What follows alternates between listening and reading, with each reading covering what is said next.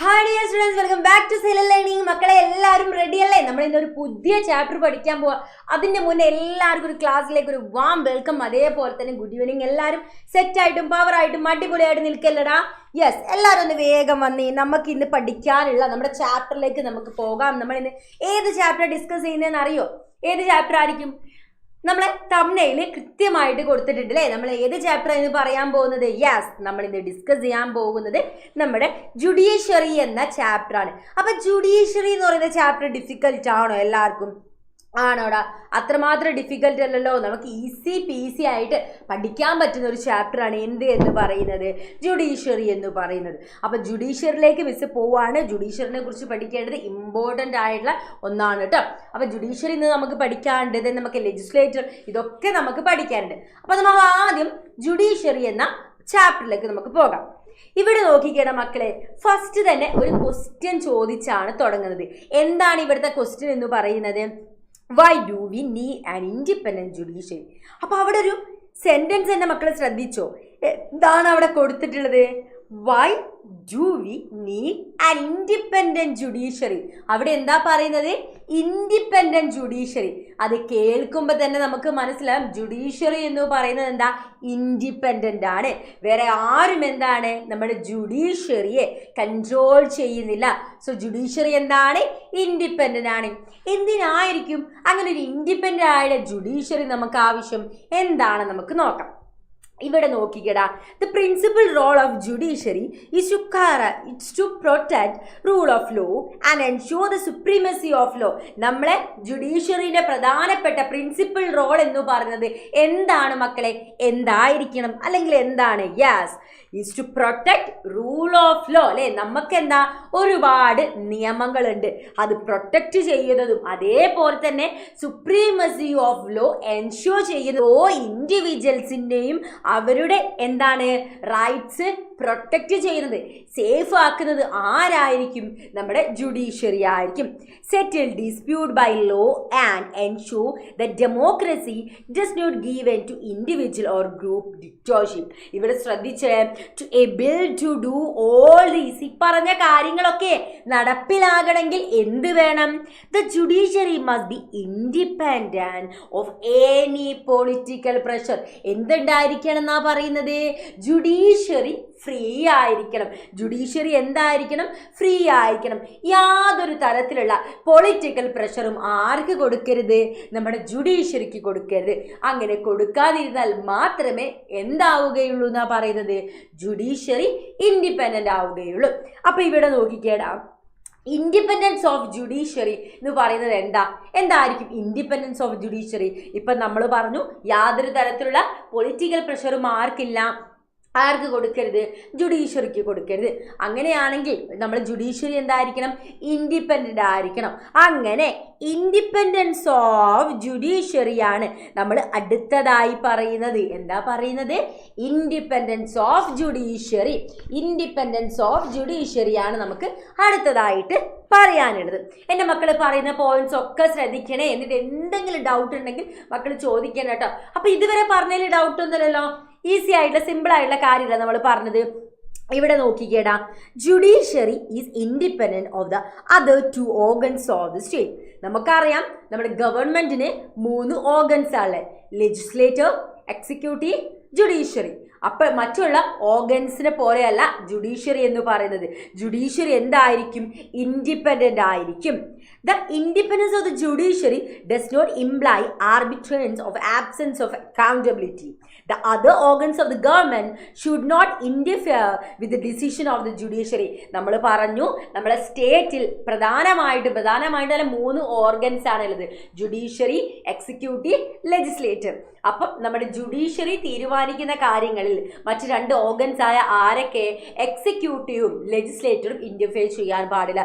അവർക്ക് അവരുടേതായിട്ടുള്ള രീതിയിൽ എന്താണ് കാര്യങ്ങളൊക്കെ തീരുമാനിക്കണം. ഇനി ഇവിടെ നോക്കിക്കേ, judges must be able to perform the function without fear of fair. എന്താ പറയുന്നത്? ആർക്കും ഫേവർ ചെയ്തിട്ടോ അല്ലെങ്കിൽ മറ്റുള്ളവരെ പേടിച്ചോ ആയിരിക്കരുത് ജഡ്ജി എന്താണ് തീരുമാനമെടുക്കാൻ. അപ്പൊ ജഡ്ജസ് എന്തായിരിക്കും എന്നാ പറയുന്നത്? മറ്റുള്ളവരെ പേടിച്ചും അവരെന്തു പറയും അങ്ങനെയൊന്നും ചിന്തിച്ചിട്ടല്ല ജഡ്ജി തീരുമാനമെടുക്കേണ്ടത്. അപ്പൊ അവർക്ക് അവരുടെ നല്ല രീതിയിൽ പെർഫോം ചെയ്യണമെങ്കിൽ എന്ത് വേണമെന്നാ? അവര് ആരും ഫേവർ ചെയ്യാതെ അല്ലെങ്കിൽ ആരും പേടിക്കാതെ ചെയ്യണം. അങ്ങനെ ചെയ്യണമെങ്കിൽ എന്തായിരിക്കണം? നമ്മുടെ ജുഡീഷ്യറി എന്ന് പറയുന്നത് ഇൻഡിപെൻഡന്റ് ആയിരിക്കണം. Judiciary is A part of democratic political structure of the country. നമ്മുടെ കൺട്രിയിലെ ഡെമോക്രാറ്റിക് പൊളിറ്റിക്കൽ സ്ട്രക്ചറിന്റെ ഭാഗം തന്നെയാണ് ജുഡീഷ്യറി എന്ന് പറയുന്നത്. ഇവിടെ നോക്കിക്കേ, ഇനി എന്താ നമ്മൾ പറയുന്നത്? അപ്പൊ ജുഡീഷ്യറിയെ കുറിച്ച് പറയുന്ന സമയത്ത് നമ്മളെ പ്രധാനമായിട്ടും നമ്മൾ പറയേണ്ടത് ആരെയാണ്? അവിടുത്തെ ജഡ്ജസിനെ. എങ്ങനെയായിരിക്കും ഈ ജഡ്ജസിനെയൊക്കെ അപ്പോയിന്റ് ചെയ്യുന്നുണ്ടാവുക? എങ്ങനെയായിരിക്കും ഓരോ ജഡ്ജിയെയും നമ്മൾ അപ്പോയിന്റ് ചെയ്യുക? സോ അപ്പോയിൻമെന്റ് ഓഫ് ജഡ്ജസ് ആണ് അടുത്തതായിട്ട് നമുക്ക് പറയാനുള്ളത്. ഇവിടെ ശ്രദ്ധിച്ചേടാ, ദ അപ്പോയിൻമെന്റ് of judges has never been free from political controversy. എപ്പോഴൊക്കെ നമ്മൾ ജഡ്ജസിനെ അപ്പോയിന്റ് ചെയ്യുകയാണെങ്കിൽ, എപ്പോഴൊക്കെ ജഡ്ജിമാരെ അപ്പോയിന്റ് ചെയ്യണേ, അപ്പോഴൊക്കെ ഒരുപാട് പൊളിറ്റിക്കൽ കോൺട്രവേഴ്സറീസ് എന്താ അവിടെ ഉണ്ടാകാറുണ്ട്. Council of Ministers, Governors, Chief Minister and Chief Justice of India all influence the process of the judicial appointment. So judicial appointment എന്താണ്? ഇവരെ ഇൻഫ്ലുവൻസ് ഒക്കെ നമുക്ക് കാണാം. ആരുടെ ഇൻഫ്ലുവൻസ്? നമ്മുടെ കൗൺസിൽ ഓഫ് മിനിസ്റ്റേഴ്സിന്റെ, ഗവർണേഴ്സിന്റെ, chief minister, chief justice of ഇന്ത്യയുടെ ഒക്കെ നമുക്ക് കാണാം അല്ലേ? Over the year, a convention had developed whereby a senior most judges of the Supreme Court was appointed as the Chief Justice of India. നമുക്കറിയാം supreme കോർട്ടിലെ senior most judge ആയിരിക്കും എന്തായി മാറുന്നത്? ഇന്ത്യയിലെ ചീഫ് ജസ്റ്റിസ് ആയി മാറുന്നത്. അപ്പൊ ഇന്ത്യയിലെ ചീഫ് ജസ്റ്റിസ് ആരായിരിക്കും എന്നാ പറയുന്നത്? സുപ്രീം കോർട്ടിലെ സീനിയർ മോസ്റ്റ് ജഡ്ജ് ആയിരിക്കും. അതേപോലെ നോക്കിക്കേ, in 1973 A.N. Roy was appointed as CGI superseding a 3 senior judges. അപ്പൊ എന്താ പറയുന്നത്? പക്ഷെ ഈ ഒരു കൺവെൻഷനിൽ 2 വട്ടം ട്വൈസ് ഒരു ബ്ലോക്ക് സംഭവിച്ചിട്ടുണ്ട്. അതായത് 1973 A.N. റോയ് എന്ന് പറയുന്ന വ്യക്തി എന്തായിരുന്നു അപ്പോയിന്റ് ചെയ്തു. പക്ഷെ സീനിയർ ആയിട്ടുള്ള 3 ജഡ്ജസിന് അവരിൽ നിന്ന് ഒരാൾ അപ്പോയിന്റ് ചെയ്യുന്നതിന് പകരം ആരെ 1973 A.N. റോയിന് എന്ത് ചെയ്യാണ്? അപ്പോയിന്റ് ചെയ്യുകയാണ്. ഇവിടെ നോക്കിക്കേ, justice M.H. Beg was appointed superseding justice H.R. Khanna in 1975 ഇങ്ങനെ സംഭവിച്ചിട്ടുണ്ട്. The other judges of the supreme court and high court are appointed by the president. എന്താ പറയുന്നത്?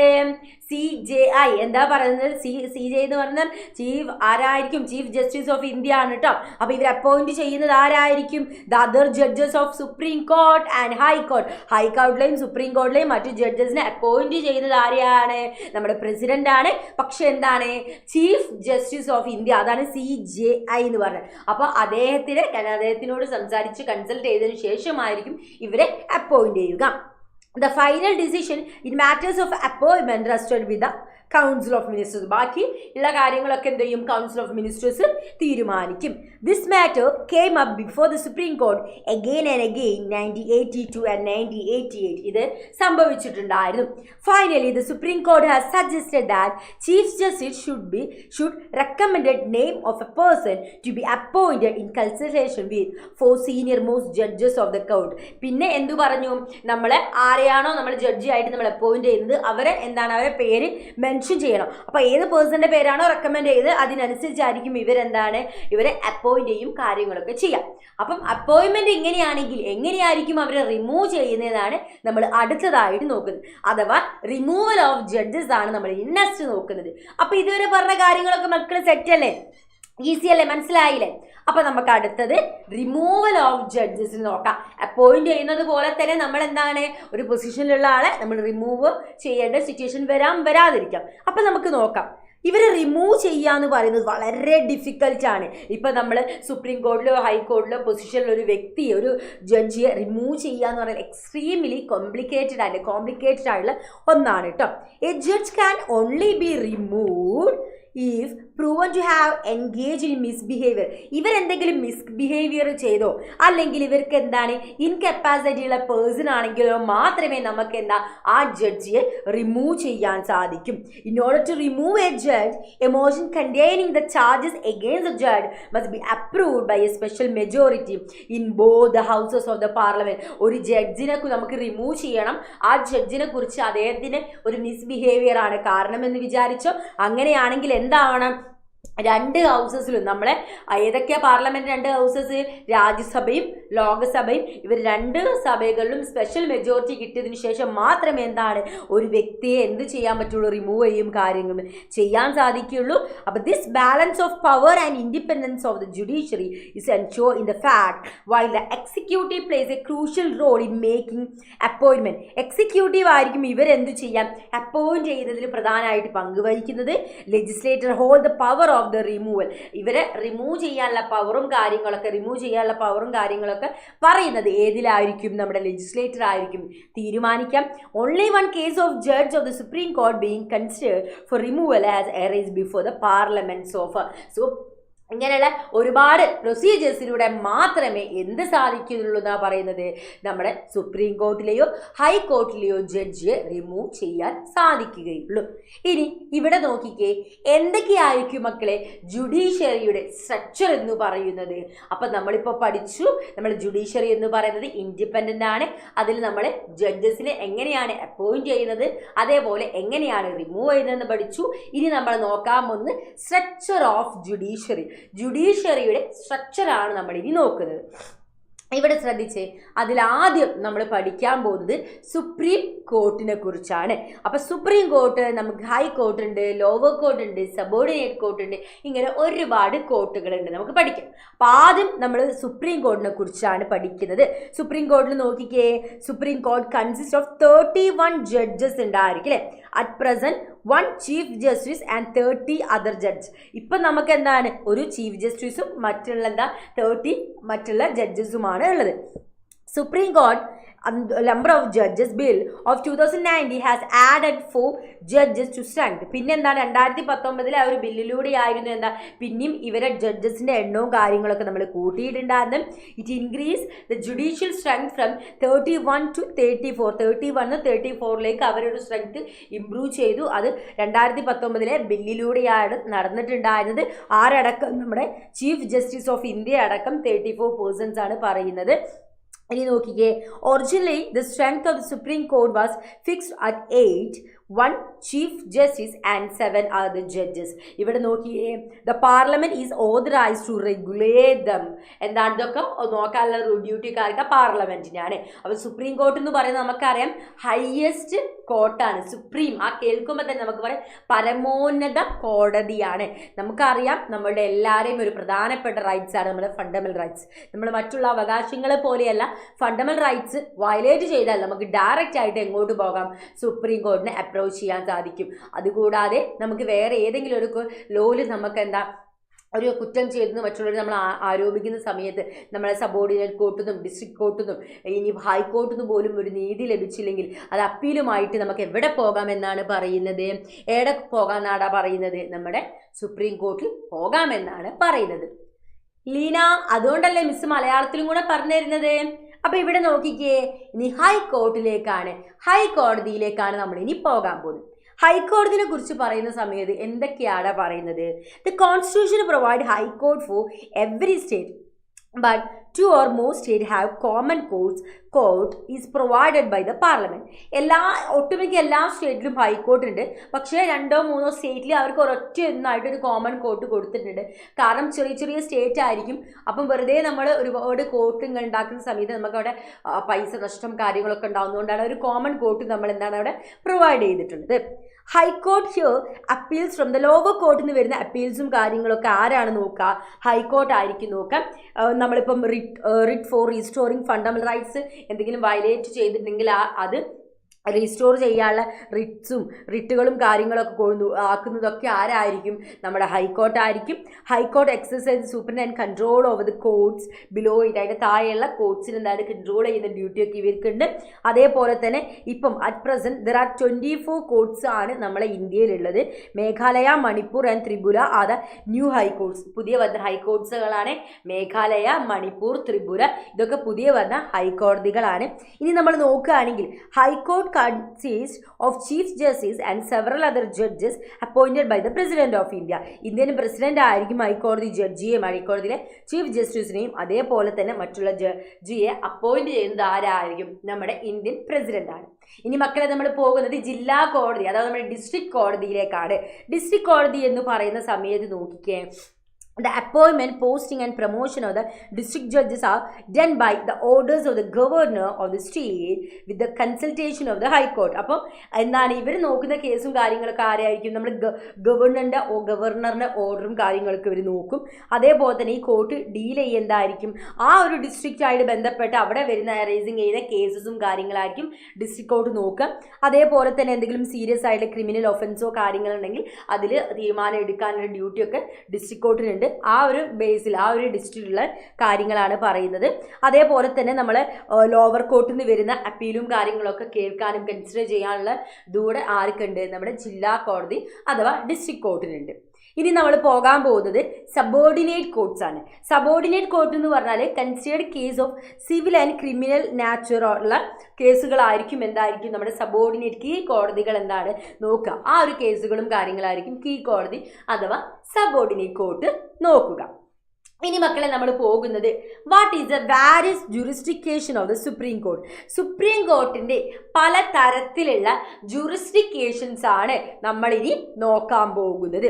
അപ്പം സുപ്രീം കോർട്ടിൻ്റെ ജുറിസ്ഡിക്കേഷൻ ആണ് ഒറിജിനൽ ഉണ്ട്, അപ്ലൈഡ് ജുറിസ്ഡിക്കേഷൻ ഉണ്ട്, അഡ്വൈസറി ജുറിസ്ഡിക്കേഷൻ ഉണ്ട്, റിട്ട് ജുറിസ്ഡിക്കേഷൻ, ദെൻ സ്പെഷ്യൽ പവേഴ്സ്, അതേപോലെ തന്നെ നമ്മൾ അങ്ങനെയുള്ള പവേഴ്സ് ആണുള്ളത്. അപ്പോൾ ഇതെന്തൊക്കെയാണ് നമുക്ക് നോക്കാം.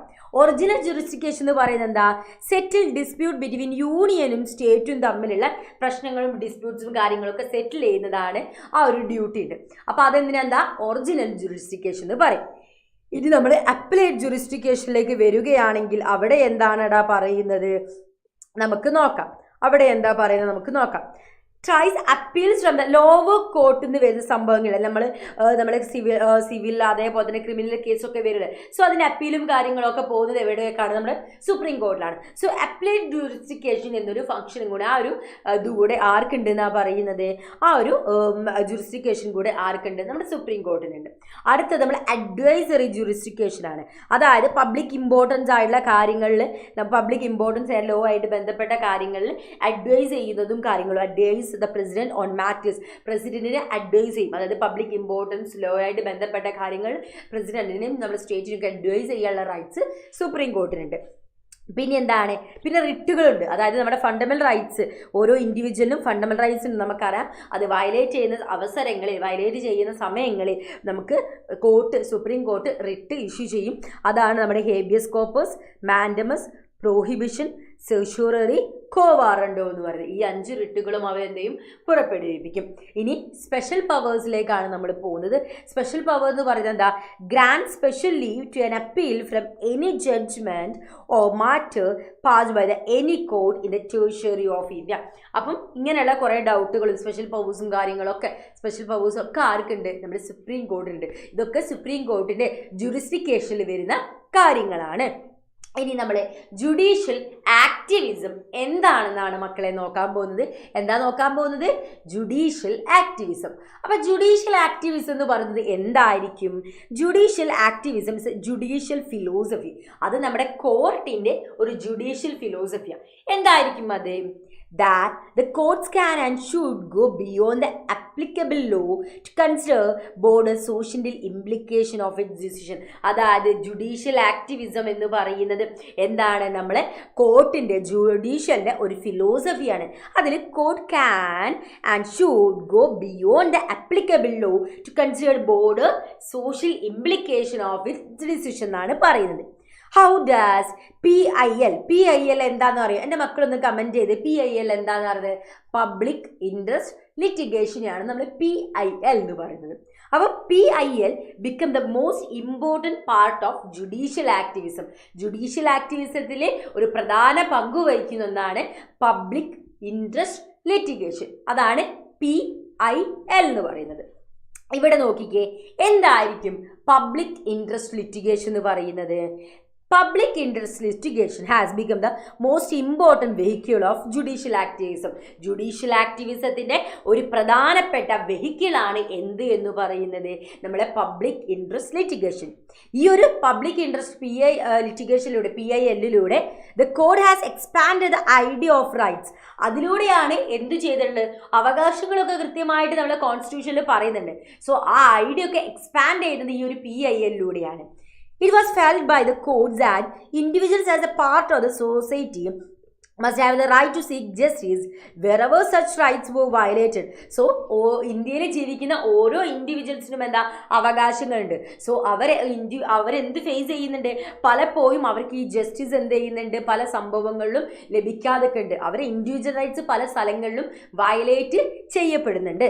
Through PIL and judicial activism of the post-1980s period, the judiciary has also shown readiness to take into consideration of the right those sections that cannot easily approach the courts. പല ആളുകൾക്കും എന്തായിരുന്നു? കോർട്ടിലേക്ക് approach ചെയ്യാൻ പറ്റിയിട്ടുണ്ടായിരുന്നില്ല. പല ആളുകൾക്കും അവരിപ്പം may be tribals ആവാം, marginalised ആയിട്ട് ആളുകളാവാം, may be women's ആവാം. പല ആളുകൾക്കും കോർട്ടിലേക്ക് അപ്രോച്ച് ചെയ്യാൻ പറ്റാത്ത ഒരു സമയം ഉണ്ടായിരുന്നു 1980s. സ്റ്റിൽ ഇപ്പോഴും ഉണ്ട് അല്ലേ? ഈ ഒരു കാരണം കൊണ്ട് the judiciary allowed public spirited citizen, social organisation and lawyers to file petition on the behalf of the needy and deprived. So needy ആയിട്ടുള്ളതും ഡിപ്രൈവ്ഡ് ആയിട്ടുള്ള പേഴ്സൺസിന് എന്ത് ചെയ്യുന്നുണ്ട്? അവർക്ക് ഒരു പെറ്റീഷനോ കാര്യങ്ങളോ ഫയൽ ചെയ്യാൻ വേണ്ടിയിട്ട് സഹായിക്കാനാണ് നമ്മുടെ ഈ ലോയേഴ്സ്, അതേപോലെ തന്നെ ഒരുപാട് social organisation, then public spirited citizens ഒക്കെ എന്താണ് വന്നിട്ടുള്ളത്. നമുക്ക് ഇപ്പം സ്ത്രീകൾക്ക് അവരൊക്കെ എന്തെങ്കിലും അറ്റാക്കോ കാര്യങ്ങളോ നേരിട്ടിട്ടുണ്ടെങ്കിൽ നമുക്ക് എന്താണ്, അതേപോലെ കുഞ്ഞുങ്ങൾക്ക് നമുക്ക് അവരെ മനുഷ്യാവകാശ കമ്മീഷൻ ഉണ്ട്. അങ്ങനെയുള്ള ഒരു സംഭവങ്ങളൊക്കെ ഇല്ല.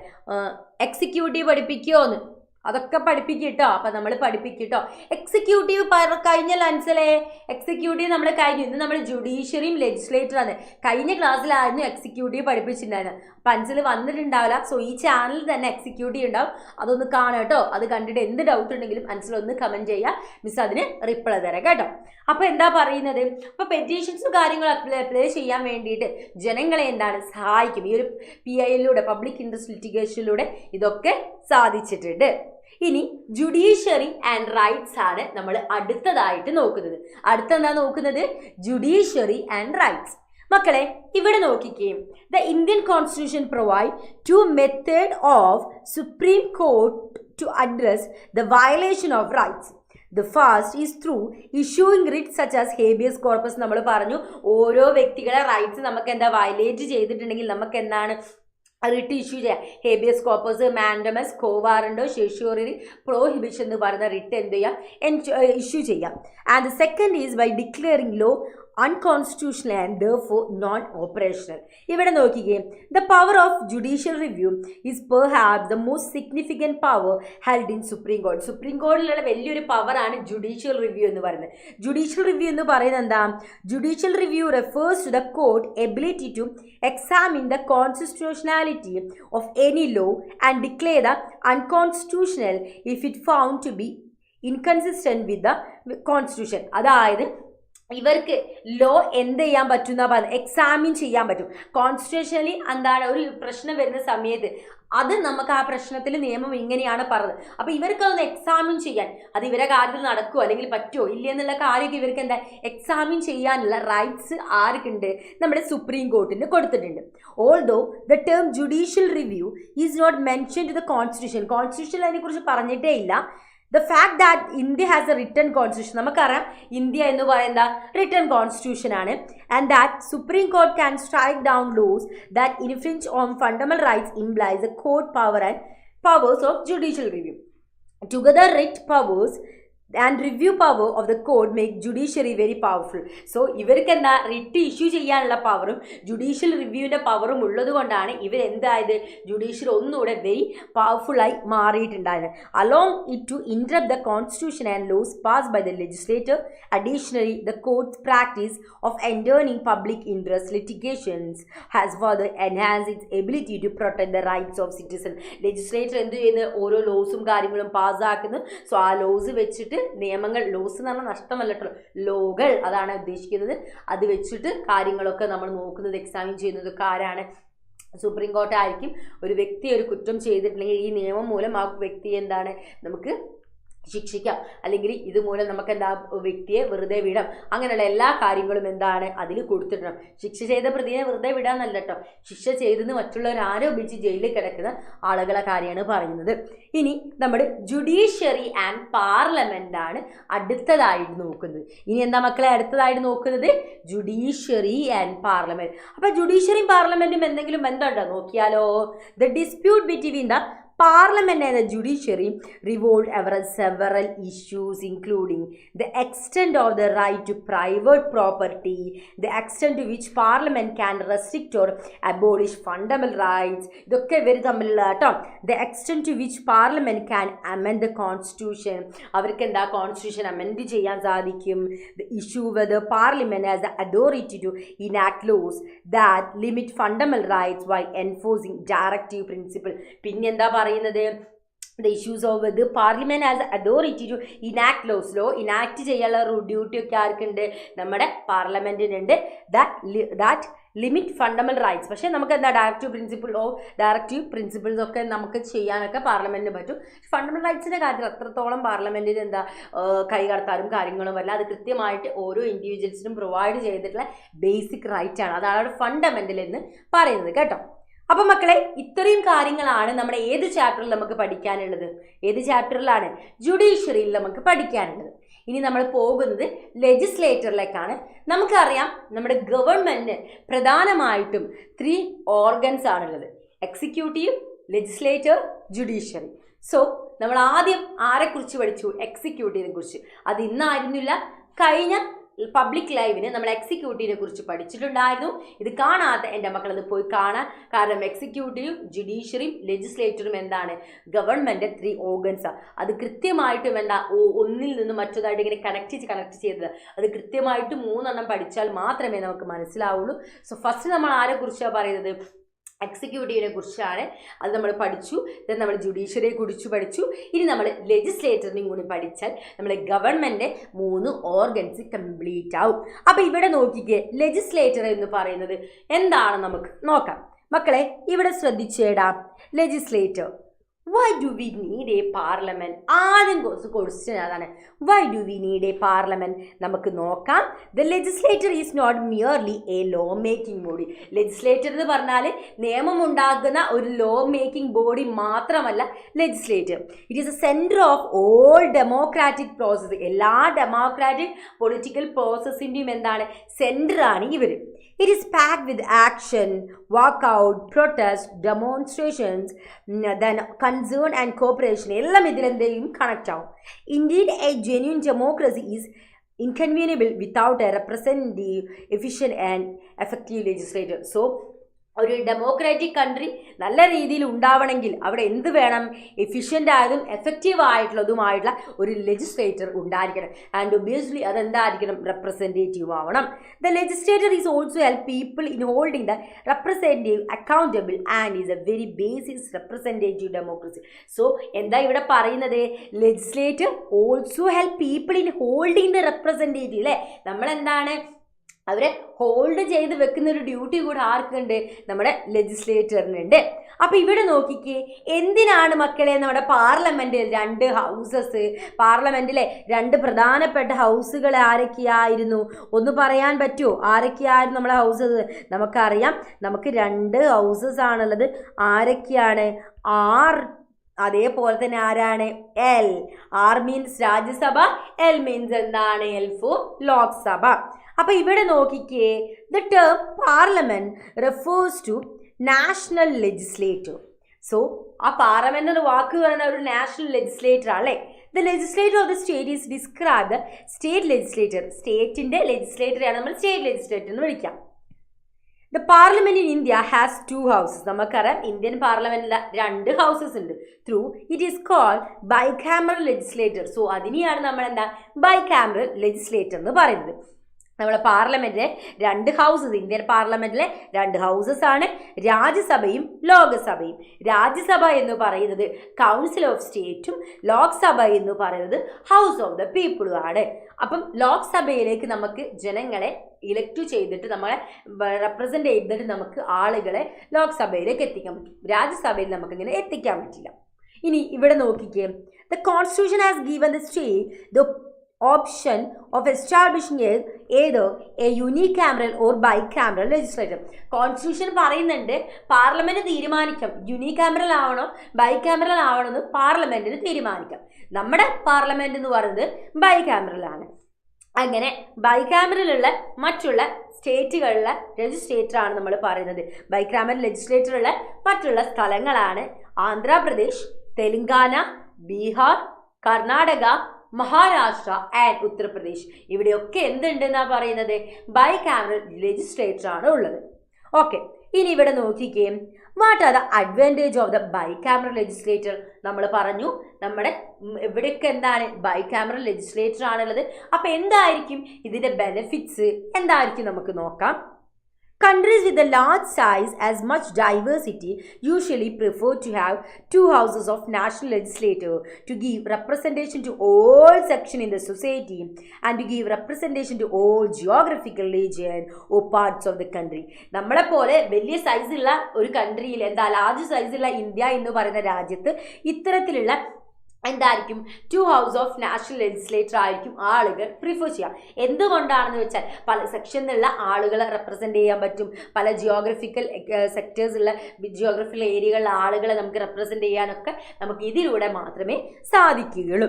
A bicameral legislature may it possible to have every decision reconsider. Every decision take by 1 houses goes to the other houses for a decision. അപ്പോൾ ബൈകാമറൽ ലെജിസ്ലേച്ചർ ആവുന്ന സമയത്ത് എന്താണ് നമ്മൾ യൂണികാമറൽ ആകുമ്പോൾ ഒരാൾ പറഞ്ഞ് അത് നമ്മൾ ചെയ്യാം.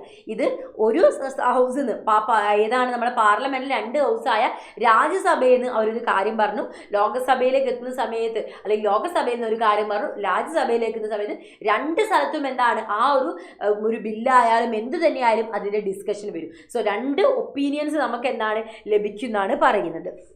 അതേപോലെ നോക്കിയേ, this means that every bill and policy would be discuss twice. ഇതിനർത്ഥം എന്താ, ഏത് ബില്ലായാലും ഏത് പോളിസി ആയാലും 2 വട്ടം അത് ഡിസ്കസ് ചെയ്യും.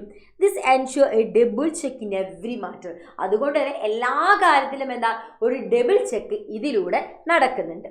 ഇവിടെ നോക്കിക്കേ, നമ്മൾ ആദ്യം പഠിക്കാൻ പോകുന്നത് രാജ്യസഭയെക്കുറിച്ചാണ്. രാജ്യസഭ എന്താ പറഞ്ഞത്, കൗൺസിൽ ഓഫ് സ്റ്റേറ്റ് ആയിരുന്നു പറഞ്ഞത്. അപ്പം ഇവിടെ നോക്കിക്കേ, അത് എന്താ Rajya Sabha represent the state of India അല്ലേ. It is an indirectly elected body. Directly അല്ല, ഇൻഡയറക്ട്ലി ആയിരിക്കും രാജ്യസഭയെ ഇലക്ട് ചെയ്യുക. Residents of the state elect members to state legislative assembly. The elected members of the state legislative assembly in turns elect the members of Rajya Sabha. അങ്ങനെയാണ് രാജ്യസഭയിലെ ആളുകളെ നമ്മൾ indirectly elect ചെയ്യുന്നത്. ഇനി നമ്മൾ ഇവിടെ നോക്കിക്കേ, the following are some features associated with the Rajya Sabha. രാജ്യസഭയിലെ കുറച്ച് ഫീച്ചേഴ്സ് ആണ് പറയുന്നത്. Members are elected for a term of 6 year. 6 വർഷ കാലാവധിയിലാണ് ഇവരെ നമ്മൾ എന്ത് ചെയ്യുന്നത്, ഇലക്ട് ചെയ്യുന്നത്. Members can be reelected. അവരെ നമുക്ക് റീ ഇലക്റ്റഡ് ചെയ്യാം. All members of Rajya Sabha do not complete the terms at the same time. രാജ്യസഭയിലെ എല്ലാ മെമ്പേഴ്സും, ഇപ്പോൾ 10 മെമ്പേഴ്സ് ഉണ്ടെങ്കിൽ അവർ എല്ലാവരും എന്താണ് ഒരേ സമയത്തല്ല അവിടുന്ന് ഇറങ്ങി പോവുക, അതായത് പിരിഞ്ഞു പോവുക. അതെന്തുകൊണ്ടായിരിക്കും, രാജ്യസഭ എന്ന് പറയുന്ന ഒരു പെർമനന്റ് ബോഡി. അതായത് ഞാൻ രാജ്യസഭയിലേക്ക് ഇലക്റ്റ് ആയി പോയി. അപ്പം ഞാനിപ്പോൾ ഈ വർഷമാണ് കയറിയത്. അപ്പം അൻസൽ വന്നിട്ട് എന്താണ് 5 വർഷം കഴിഞ്ഞിട്ടുണ്ടായിരുന്നു. അപ്പം അടുത്ത വർഷം ആവുന്ന സമയത്ത് എനിക്ക് 2 വർഷമായി. പക്ഷെ അൻസൽ എന്താണ് അപ്പത്തെ 6 വർഷമായി. അപ്പോൾ 6 വർഷം കഴിഞ്ഞാൽ അടുത്ത വർഷമാകുമ്പോൾ അൻസിൽ എന്താണ് പോകണം. പക്ഷെ എൻ്റെത് അപ്പോഴും 3 വർഷം ആവുന്നുള്ളൂ. അപ്പോൾ എന്ത് ചെയ്യും, ഒരാൾ പോയിട്ടുണ്ടെങ്കിലും അൻസിൽ പോയിട്ടുണ്ടെങ്കിലും ഞാൻ അവിടെ ഉണ്ട്. അത് കഴിഞ്ഞ് എനിക്ക് ശേഷമായിരിക്കും ലീന വന്നിട്ടുണ്ടാവുക. അപ്പം ലീന എന്ത് ചെയ്യും, അവിടെ ഉണ്ടായിരിക്കും. അപ്പോൾ എല്ലാവരും ഒരുമിച്ച് പോകില്ല. അതാണ് ഇവരെ പറയുന്നത്, അവരെ ടേം ഒരുമിച്ച് കംപ്ലീറ്റ് ആവില്ല. Every 2 years, 1/3 members of Rajya Sabha complete the term and election are held or those 1/3 seat only. അപ്പോൾ എല്ലാ 2 വർഷവും എന്താണ് 1/3 of the member രാജ്യസഭയിൽ നിന്ന് കംപ്ലീറ്റ്ലി അവരെ ടേം ഇലക്റ്റഡ് ആയി പോകും. ആ സമയത്ത് എന്ത് ചെയ്യും, ഇലക്ഷൻ നടക്കും. എത്ര പേരാണോ പോയത് അവരേക്ക് ആളുകളെ അപ്പോയിന്റ് ചെയ്യും. The Rajya Sabha is never fully dissolve. അപ്പോൾ മൊത്തമായിട്ട് ഇത് ഒരിക്കലും എന്താ ഡിസോൾവ് ചെയ്ത് പോവില്ല. It is called the permanent house of the parliament. നമ്മുടെ പാർലമെന്റിലെ പെർമനന്റ് ഹൗസ് ആണ് എന്തെന്ന് പറയുന്നത്, രാജ്യസഭ എന്ന് പറയുന്നത്. Rajya Sabha also have 12 nominated members. രാജ്യസഭയിൽ എത്ര മെമ്പേഴ്സ് കൂടെ ഉണ്ട് എന്നാണ് പറയുന്നത്, 12 നോമിനേറ്റഡ് മെമ്പേഴ്സ് നമുക്ക് എവിടെ കാണാം, രാജ്യസഭയിൽ കാണാൻ സാധിക്കും. The members are nominated by the president. അവരെ ആരായിരിക്കും നോമിനേറ്റ് ചെയ്യുക, പ്രസിഡന്റ് ആയിരിക്കും അവരെ നോമിനേറ്റ് ചെയ്യുക. ഇനി നമ്മൾ ലോക്സഭയിലേക്ക് പോവുകയാണ്. അപ്പം ലോക്സഭ എന്ന് പറയുന്ന സമയത്ത് എന്താ, അത് ഹൗസ് ഓഫ് ദ പീപ്പിൾ ആണ്. is the Indian bicameral legislature lower house. നമ്മൾ lower house, Lok Sabha lower house LL അങ്ങനെ ആലോചിച്ചാൽ മതി കേട്ടോ. അപ്പം ഇവിടെ എന്താ, ജനങ്ങൾക്ക് ഈ ലോകസഭയിലേക്ക് ഡയറക്റ്റ്ലി നമ്മളെ സ്റ്റേറ്റ് ലെജിസ്ലേറ്റീവ് അസംബ്ലീസിലൂടെ നമുക്ക് എന്താ ഡയറക്റ്റ്ലി ഇലക്ട് ചെയ്യാൻ സാധിക്കും. അതേപോലെ തന്നെ എന്താ പറയുന്നത്, നമ്മളെ സ്റ്റേറ്റിന് നമ്മൾ എന്ത് ചെയ്യുന്നുണ്ട്, പല കോൺസ്റ്റിറ്റ്യുവൻസീസ് ആയിട്ട് ഡിവൈഡ് ചെയ്തിട്ട് നമ്മൾ എന്ത് നടത്തുന്നുണ്ട്, ഇലക്ഷൻ നടത്തുന്നുണ്ട്. ഇലക്ഷനിലൂടെ ആയിരിക്കാം നമ്മൾ എന്ത് ചെയ്യുന്നതെന്നാണ് പറയുന്നത്, ഓരോരുത്തരും നമ്മൾ സെലക്ട് ചെയ്യുന്നതെന്നാണ് പറയുന്നത്. ഇനി ഇവിടെ നോക്കിക്കേ, ഇനി അടുത്തത് എന്താ പറയുന്നത് നോക്കിക്കേ. 1 representative is elected from each constituency. 1 representatives ആയിരിക്കും ഓരോ കോൺസ്റ്റിറ്റ്യുവൻസിയിൽ നിന്നും എന്താണ് ഇലക്ട് ചെയ്യാന്നാണ് പറയുന്നത്. ഓരോ കോൺസ്റ്റിറ്റ്യുവൻസിയിൽ നിന്നായിരിക്കും 1 members ഇലക്ട് ചെയ്യപ്പെടും ത്രൂ യൂണിവേഴ്സൽ സഫ്രേജ്. അതായത് നമുക്ക് എന്താണ്, നമുക്ക് 21 വയസ്സ് കഴിഞ്ഞാലല്ല, നമുക്ക് 18 വയസ്സ് കഴിഞ്ഞാൽ എന്താണ് വോട്ട് ചെയ്യാനുള്ള റൈറ്റ്സ് ഉണ്ടാകും. സോ ഇതിലൂടെ നമ്മൾ ഓരോരുത്തരും എന്ത് ചെയ്യുന്നുണ്ട്, നമ്മൾ ഓരോ വ്യക്തികളെ തിരഞ്ഞെടുക്കും. എന്നിട്ട് എന്ത് ചെയ്യും, അവരെ ഇലക്ഷനിൽ നമ്മൾ പോകും. ഓരോ വ്യക്തികളെ നമ്മൾ തിരഞ്ഞെടുത്തിട്ട് അവരെന്ത് ചെയ്യും, നമ്മുടെ ലോക്സഭയിലേക്ക് പോകും. ഇപ്പം നമുക്ക് കറൻറ്റ്ലി 543 ആണ് കോൺസ്റ്റിറ്റ്യുവൻസീസ് ഉള്ളത്. ഓരോ കോൺസ്റ്റിറ്റ്യുവൻസിയിൽ നിന്ന് ഇലക്ഷൻ നടക്കും. ഇലക്ഷൻ നടന്നിട്ടാണ് നമ്മൾ ലോക്സഭയിലേക്കുള്ള മെമ്പേഴ്സിന് ഡയറക്റ്റ്ലി ഇലക്ട് ചെയ്യുകയാണ്. പക്ഷേ രാജ്യസഭയിലേക്ക് അങ്ങനെയല്ല, അവിടെ ഇൻഡയറക്റ്റ്ലി ഇലക്ട് ആണ് ചെയ്യുന്നത്. സോ ആ മെമ്പേഴ്സ് എന്തായിരിക്കും, അതൊരു പെർമനന്റ് ഹൗസാണ്. ലോക്സഭ പെർമനന്റ് ഹൗസ് അല്ല. രാജ്യസഭയിൽ അതേപോലെ തന്നെ 12 മെമ്പേഴ്സിനെ നോമിനേറ്റ് ചെയ്തിട്ടുണ്ടാവും. അത് നോമിനേറ്റ് ചെയ്യുന്നത് പ്രസിഡന്റ് ആയിരിക്കും നോമിനേറ്റ് ചെയ്യുക. ഇവിടെ നോമിനേഷൻസ് ഇല്ല, ഇവിടെ ഡയറക്റ്റ്ലി ഇലക്ഷൻ ആണുള്ളത്. പക്ഷെ അതേപോലെ തന്നെ അത് ഡിസോൾവ് ആണ്. അവിടെ നമുക്ക് എന്താണ് മൊത്തമായിട്ട് പിരിഞ്ഞു പോവില്ല. അത് ഒരു 2 വർഷം കൂടുന്ന സമയത്ത് അതിൽ കുറച്ച് ആളുകൾ പോകും, ദെൻ ഇലക്ഷൻ നടക്കും. അപ്പോൾ എപ്പോഴും അതൊരു പെർമനന്റ് ആയിരിക്കും. But in the case of Lok Sabha അങ്ങനെ ആയിരിക്കില്ല. ഓക്കെ,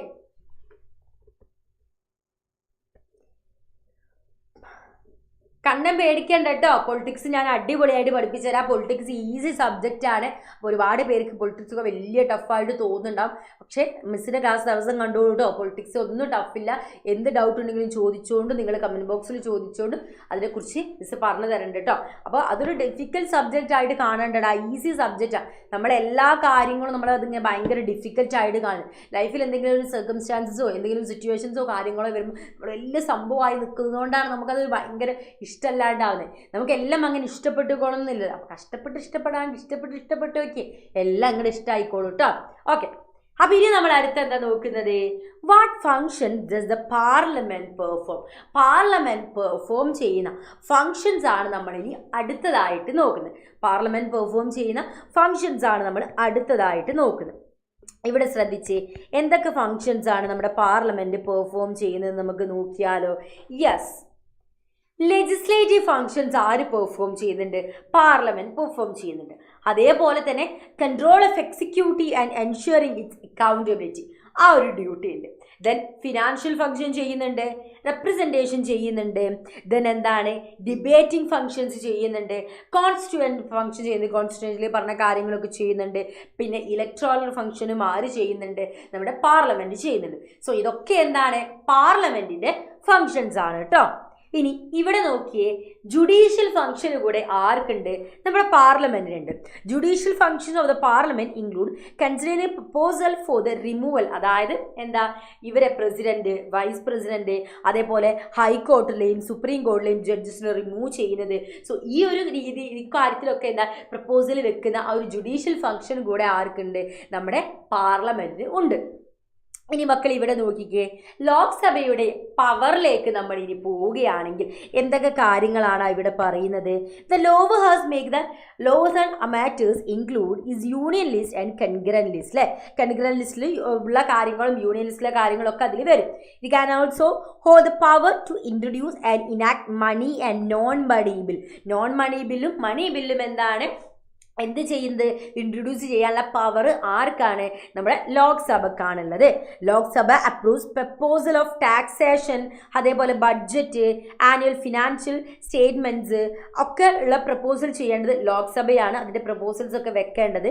അതേപോലെ തന്നെ നമ്മൾ എക്സിക്യൂട്ടീവിനെ കൺട്രോൾ ചെയ്യണം. ഇതിന് അവരുടെ അടുത്ത് ക്വസ്റ്റ്യൻസ് ചോദിക്കുക, സപ്ലിമെൻ്ററി ക്വസ്റ്റ്യൻസ്, എന്തെങ്കിലും പ്രശ്നൻസോ കാര്യങ്ങളോ, അത് റെസൊല്യൂഷൻസ്, അങ്ങനെയുള്ള എല്ലാ സംഭവങ്ങളും ചെയ്യേണ്ടത് ആരാണ്? നമ്മുടെ ലോക്സഭയാണ്. Then one of the major power of the house is to make constitutional amendment and approve the proclamation of emergency. So ഇതിലൊക്കെ എന്താണ് അവർക്ക് അവകാശങ്ങളുണ്ട് കേട്ടോ. It also elect the president and vice president and play an important role in the removal of judges. എന്താ പറയുന്നത്? നമ്മുടെ supreme കോടതിയിലെയും ഹൈക്കോടതിയിലെയും ജഡ്ജിൻ്റെ റിമൂവലിലൊക്കെ പ്രധാന പങ്ക് വഹിക്കുന്ന ഒരു കൂട്ടര് കൂടിയാണ് ലോക്സഭയിലുള്ള ആളുകൾ എന്ന് പറയുന്നത്. അതേപോലെ തന്നെ ലോക്സഭ എസ്റ്റാബ്ലിഷ് കമ്മിറ്റീസ്, അവരെന്താ ഓരോ കമ്മിറ്റീസ് ഉണ്ടാക്കുകയും and commissions and consider the report, എന്നിട്ട് ഒരു പർട്ടിക്കുലർ ടൈമിൽ അവരെന്താണ് ആ കമ്മീഷൻ റിപ്പോർട്ട് സബ്മിറ്റ് ചെയ്യുകയും അതിൽ ഇവർ ക്രോസ് ചെക്കും കാര്യങ്ങളൊക്കെ ചെയ്യുകയും ഒക്കെ ചെയ്യുന്ന ഡ്യൂട്ടി ആർക്കാണ്?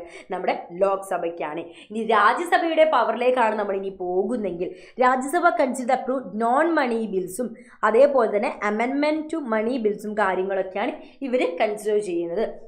This house also plays an important role in constitution amendments approve ചെയ്യുന്നതിൽ ഒരു പ്രധാന പങ്ക് വഹിക്കുന്നത് ആരാണ്?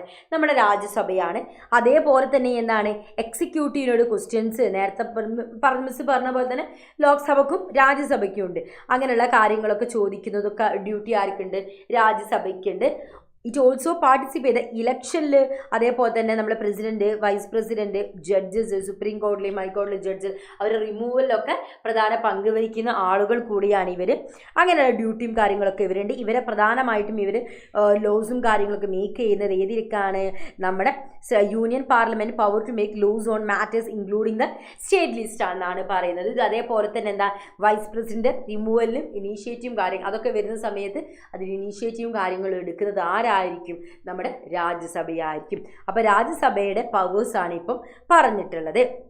ഇനി നമ്മൾ നോക്കുന്നത് how does the parliament make laws. ഇപ്പോൾ നമ്മൾ പറഞ്ഞു മണി ബില്ല് അതൊക്കെ പറഞ്ഞു. അപ്പോൾ എങ്ങനെയായിരിക്കും ഈ പാർലമെന്റ് നിയമങ്ങളൊക്കെ ഉണ്ടാക്കുന്നത്? എങ്ങനെയായിരിക്കും? അതാണ് നമ്മൾ ഈ അടുത്തതായിട്ട് നോക്കുന്നത്. അപ്പോൾ എങ്ങനെയാണ് പാർലമെന്റ് നിയമങ്ങൾ ഉണ്ടാക്കുന്നത്? നമുക്ക് നോക്കിയാലോ, എങ്ങനെയായിരിക്കും പാർലമെന്റ് നിയമങ്ങൾ ക്രിയേറ്റ് ചെയ്യുക? A bill is drafted on the proposal of law. There can be different types of bill. മക്കളെ, പെട്ടെന്നൊരു നിയമം വരികയല്ല. നിയമം വരുന്നതിൻ്റെ മുന്നേ ബില്ല് വരും. ആ ബില്ല് രാജ്യസഭയിലും ലോകസഭയിലും അപ്രൂവ് ചെയ്തതിനൊക്കെ ശേഷം മാത്രമേ എന്താവുള്ളൂ? ഒരു ലോ, നിയമമായി മാറുള്ളൂ. ഇപ്പം നമ്മൾ പൗരത്വ ഭേദഗതി ബില്ല് കേട്ടില്ലേ? 2019 ആ ഒരു സമയത്ത് 1920 ആ ഒരു സമയത്ത് ഭയങ്കര പ്രശ്നങ്ങളും കാര്യങ്ങളൊക്കെ ഉണ്ടായ ഒരു ബില്ലായിരുന്നു പൗരത്വ ഭേദഗതി ബില്ല്. അപ്പോൾ അതിൻ്റെ എക്സാമ്പിളാണ്. അപ്പോൾ ഇവർക്ക് എന്താണ്? There can be different types of പലതരത്തിലുള്ള ബില്ലുണ്ട്. നമ്മുടെ പ്രൈവറ്റ് മെമ്പർ ബില്ലുണ്ട്, ഗവൺമെൻറ് ബില്ലൊക്കെ ഉണ്ട്.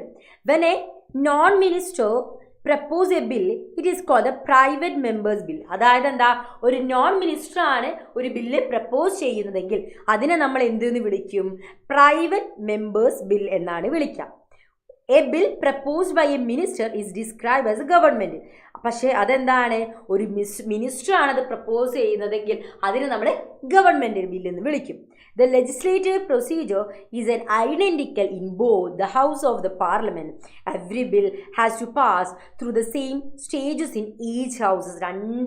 എല്ലാ ബില്ലും ഒരു ബില്ലിന് മറ്റു ബില്ല് പോലെ എല്ലാ ബില്ലിനും നമ്മളെന്താ ഒരേ രീതിയിലുള്ള സ്റ്റേജസും കാര്യം രണ്ട് സഭകളും നമ്മൾ ഈക്വലായിട്ട് പറഞ്ഞാൽ, രണ്ട് സഭ ഇൻ ദ സെൻസ് രണ്ട് ഹൗസസും ഈക്വലായി പറഞ്ഞാൽ മാത്രമേ ഒരു ബില്ല് ലോ ആവുകയുള്ളൂ. A bill is a proposal for legislation and it become an act or law when duly enacted. അവർ ഇനാക്ട് ചെയ്താൽ മാത്രമേ, ഇപ്പം ലെജിസ്ലേഷൻ്റെ ഒരു പ്രപ്പോസൽ മാത്രമാണ് ബില്ല്, അത് ഇനാക്ട് ചെയ്താൽ മാത്രമേ അത് എന്താവുകയുള്ളൂ, ഒരു ലോ ആയി മാറുള്ളൂ. അപ്പം നമുക്ക് ആദ്യം പബ്ലിക് ബില്ലിലേക്ക് പോകാം. പബ്ലിക് ബില്ല് എന്താ പറയുന്നത്? ഇറ്റ് ഈസ് ഇൻട്രൊഡ്യൂസ്, എന്താണ്? It is introduce in the parliament by the minister, അല്ലേ? പാർലമെൻറ്റിലെ മിനിസ്റ്റേഴ്സ് ആയിരിക്കും എന്താ ഇൻട്രൊഡ്യൂസ് ചെയ്യാം. It reflects the policy of the government, നമ്മളെ ഗവൺമെൻറ് പോളിസിയും കാര്യങ്ങളും അതിൽ വരും. It has greater chance to be approved by the parliament. പാർലമെൻറ്റിലെ 2 ഹൗസസ്, ലോക്സഭയിലും രാജ്യസഭയിലും അത് അപ്രൂവ് ചെയ്യാൻ വേണ്ടിയിട്ട് ഒരുപാട് ചാൻസ് ഉണ്ട്. അവർ അപ്രൂവ് ചെയ്യുന്ന ഒരു ബില്ല് തന്നെയാണ് പബ്ലിക് ബില്ല് പറഞ്ഞാൽ. പ്രൈവറ്റ് ബില്ല് എന്ന് പറയുമ്പം it is introduce by any member of the parliament other than minister. Minister അല്ലാതെ ആർക്കും വേറൊരാൾ, പാർലമെൻറ്റിൽ വേറൊരാളായിരിക്കും പ്രൈവറ്റ് ബില്ല് കൊണ്ടുവരുന്നത്. അതിനെന്താണ്? It reflects the stand of opposition party on the public matter. It has less chance to be approved by the parliament. Parliament ഇത് pass ചെയ്യാൻ വേണ്ടിയുള്ള chance വളരെയധികം കുറവാണ് കമ്പാരിറ്റീവ്ലി പബ്ലിക് ബില്ല് നമ്മൾ പാസ് ചെയ്യാൻ വേണ്ടി വളരെയധികം ചാൻസ് ഉണ്ട്. ഇനി ഇവിടെ നോക്കിക്കേ, the bills introduce in the parliament can also be classified into 4 category. എന്താ ഇവിടെ പറയുന്നത്? ഇവിടെ നോക്കിക്കേ, the bills introduce in the parliament can also classified into 4 categories ആയിട്ട് നമ്മൾ എന്ത് ചെയ്തിട്ടുണ്ട്? ഇതിനെ ഡിവൈഡ് ചെയ്തിട്ടുണ്ട്. എത്ര കാറ്റഗറീസ് ആയിട്ടാണ് ഡിവൈഡ് ചെയ്തത്? 4 കാറ്റഗറീസ് ആയിട്ടാണ് ഡിവൈഡ് ചെയ്തിട്ടുള്ളത്. അപ്പം നമുക്ക് നോക്കാം എത്ര കാറ്റഗറി ആണുള്ളത്. ഒന്നാമത് ഓർഡിനറി ബില്ലാണ്.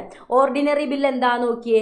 ഓർഡിനറി ബില്ലുണ്ട്, money bill, financial bill, then constitutional amendment bill ആണ് നമുക്കുള്ളത്. അപ്പോൾ ആദ്യം നമ്മൾ നോക്കുന്നത് ഏത് ബില്ലാണ്? ഓർഡിനറി ബില്ലാണ് നമ്മൾ ആദ്യം തന്നെ നോക്കുന്നത്.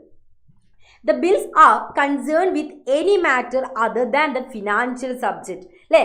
ഓർഡിനറി ബില്ല് എന്ന് പറഞ്ഞാൽ the bills R concern with any other than the financial subject, അല്ലാതെ എല്ലാം ഉള്ള ഓർഡിനറി ബില്ലിൽ വരും.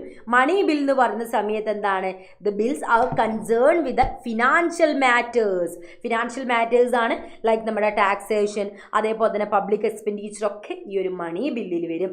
ഫിനാൻഷ്യൽ ബില്ലിലേക്ക് നമ്മൾ പോകും, എന്താണ്? The bills R concern with the financial matter. പേര് കേൾക്കുമ്പോൾ തന്നെ അറിയാം, പക്ഷേ എന്തായിരിക്കും? ഇത് മണി ബില്ലിൽ നിന്നും ഡിഫറെൻ്റ് ആയിരിക്കും എന്നാണ് പറയുന്നത്. ഇനി അടുത്ത നോക്കിയേ, കോൺസ്റ്റിറ്റ്യൂഷൻ അമെൻമെൻറ്റ് ബിൽസ് എന്ന് പറയുമ്പോൾ എന്താ? The bills which are concern with the amendment of the provision of the constitution. അതായത് കോൺസ്റ്റിറ്റ്യൂഷനായിട്ട് ബന്ധപ്പെട്ട ബില്ലുകളാണ് ഇവിടെ പറയുന്നത്. അപ്പോൾ ഇത്രയും കാര്യങ്ങളാണ് മക്കളെ നമുക്ക് ഇന്ന് ഡിസ്കസ് ചെയ്യാനുള്ളത്. ഐ ഹോപ്പ് നിങ്ങളെല്ലാവരും ഈ ഒരു 2 ക്ലാസ്സുകൾ 2 ചാപ്റ്റേഴ്സ് നമുക്കിന്ന് പഠിച്ചത് ഏതൊക്കെയായിരുന്നു? എക്സിക്യൂട്ടീവ് അല്ല, ജുഡീഷ്യറി, ലെജിസ്ലേറ്ററും ആയിരുന്നു. ഞാൻ പറഞ്ഞു ഗവൺമെൻറ് 3 ഓർഗൻസിൽ വരുന്നതാണ് എക്സിക്യൂട്ടീവ്, ജുഡീഷ്യറി, ലെജിസ്ലേറ്റർ. സോ കഴിഞ്ഞ ലൈവിൽ എക്സിക്യൂട്ടീവിൻ്റെ ചാപ്റ്റർ ഉണ്ട്, അതിൻ്റെ ലൈവ് സെഷൻ ഉണ്ടായിരുന്നു, അതൊന്ന് മക്കളെടുത്ത് കാണാം. അതിനുശേഷം നമ്മളിപ്പം 2 ഓർഗൻസ് കൂടെ പഠിച്ചു. ഏതൊക്കെയാണ്? ഈ 2 ഓർഗനാണ് നമുക്ക് 2 ചാപ്റ്റേഴ്സ് ആയിട്ടുള്ളത്. എക്സിക്യൂട്ടീവ് എന്നുള്ള ചാപ്റ്ററും അത് നമ്മൾ കഴിഞ്ഞു. ദെൻ നമ്മളിപ്പോൾ ജുഡീഷ്യറി നോക്കി, ലെജിസ്ലേച്ചർ നോക്കി. അപ്പോൾ ഇത്രയും കാര്യങ്ങളാണ് നമുക്ക് ഇന്ന് ഡിസ്കസ് ചെയ്യാനുള്ളത്. സോ അടുത്ത ക്ലാസ്സിൽ അടുത്തൊരു ചാപ്റ്ററായി നമുക്ക് വീണ്ടും കണ്ടുമുട്ടാം. അതുവരെ ഇന്നിപ്പോൾ പറഞ്ഞതിൽ എന്തെങ്കിലും ഡൗട്ടോ കാര്യങ്ങളുണ്ടെങ്കിൽ മക്കൾ കമൻറ്റ് ചെയ്തോളൂ, മിസ് അതിനുള്ള റിപ്ലൈ തരാം കേട്ടോ. അപ്പോൾ നമ്മുടെ ക്ലാസ് വൈൻഡപ്പ് ചെയ്യാണ്. So that's our video. Thanks for watching us dears.